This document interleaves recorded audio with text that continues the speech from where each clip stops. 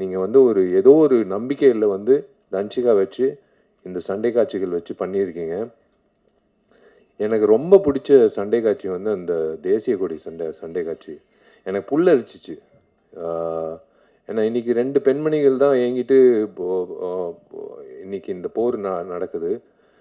இந்த சண்டை காட்சியில் வந்து ஒரு தேசிய கொடி பற்றி வசனங்கள் யார் எழுதுனாங்கன்னு தெரில. யார் எழுதுனாங்க?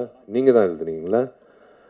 அந்த வசனங்கள் அந்த தேசிய கொடி பற்றி பேசும்போது கன்விக்ஷனோட பேசின தன்சிகாக்கும் அந்த வசனங்கள் எழுதின டைரக்டருக்கும் கௌதம் கிருஷ்ணாக்கும் அந்த அந்த கொரியோகிராஃபி பண்ண கணேஷ் மாஸ்டருக்கும் எல்லாருக்கும் வந்து நான் சல்யூட் அடிக்கிறேன்.